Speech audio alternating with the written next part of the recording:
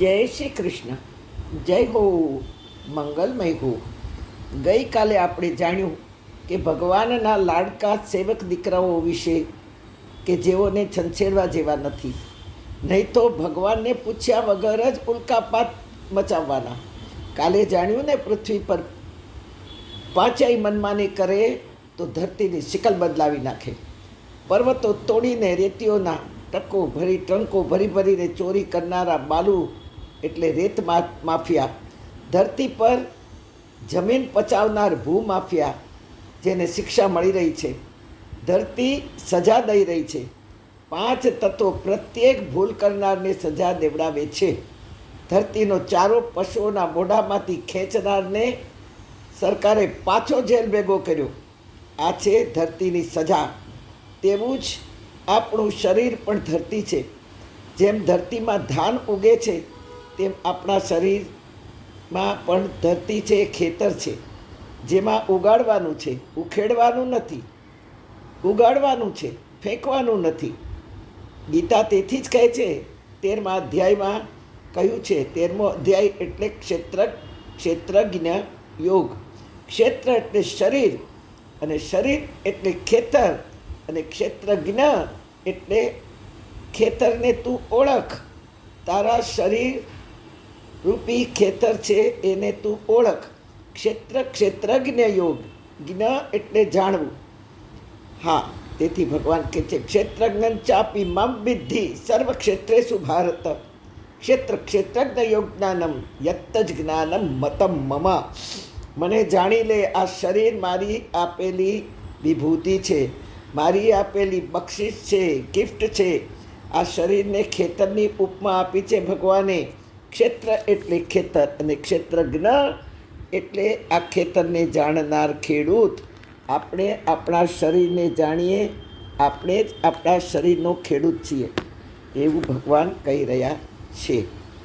તેથી ઉગાડવાનું છે, ઉખેડવાનું નથી. શરીરને ક્ષેત્રની ઉપમા આપી છે, ખેતરની ઉપમા આપી છે. એમાં મેં તને વાવવા માટે આપ્યું છે બિયારણ. આ ખેતરમાં કાદવ, કચરો, ઘાસ ફૂસ, કાંટા કાંકરા નાખવા નથી આપ્યું. આ ખેતર એક વેપારી હતા, એની પાસે ઘણી બધી જમીનો, ખેતરો ખૂબ હતું બધું. તેઓ લે વેચનો ધંધો કરતા હતા. ખેડૂત બધા આવતા અને ખેતરો ભાડે લઈ ધાન વાવવામાં લઈ જતા. હવે ધાન વાવતા માલિકને ભાડું ભરવાનું હોય, સંસાર ચલાવતા, અને તેમાં ખેડૂતે ખેતર ભાડે લઈ અને વાવતા અને પોતાનો સંસાર ચલાવતા. માલિકને જે દેવાનું હતું નિયમો મુજબ તે દેવું પડતું હતું. દર મહિને અમુક ભાડું દેવાનું હતું, અમુક કમાયેલા ધાનમાંથી અમુક ટકા ભાગ દેવાનો બધું નક્કી થયું હતું. શરૂઆતમાં એક માણસ આવ્યો ખેતર લેવા. એણે ભાડે ખેતર લીધું, બધી ટર્મ્સ કન્ડિશન નક્કી કરી, બધી હાય હા થઈ, સહી સિક્કા થઈ ગયા, અને ચાલુ થયું ખેતરનું વાવેતર. 2-3 વર્ષ તો રાબેતા મુજબ બહુ ચાલ્યું ભાઈ. ખેતરના માલિકે વાવવા માટે બિયારણો, જેટલા લોકો ખેતરો લઈ ગયા હતા એ બધાને ભગવાને મફત બિયારણો આપ્યા હતા. બધાને માલિકે માલિક બિયારણો, હળ, તગારા, પાવડા, પાણીની સગવડ, 2 ગાડા, 2 બળદો, કૂવો વગેરે જે ખેતરને કામમાં આવી બધી જ સગવડ કરી આપી હતી. કહ્યું ને કે એક ખેડૂત ખેતર વાવવા લઈ ગયો. 2-4 વર્ષ તો બહુ સારું ચાલ્યું. પછી બધું ધક્કે ચડવા લાગ્યું. એ ખેડૂતની દાનત બગડી. એને થયું કે માલિકને તો ઘણા ખેતરો છે ને ઘણું બધું મળી રહ્યું છે, ભાડા મળે છે, ખેતરનો અનાજ મળે છે, અને શું ખર્ચો છે.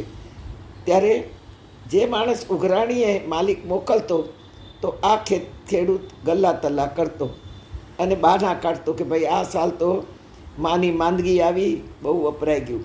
બીજી સાલ કે તા દીકરીના લગ્નમાં વપરાયું.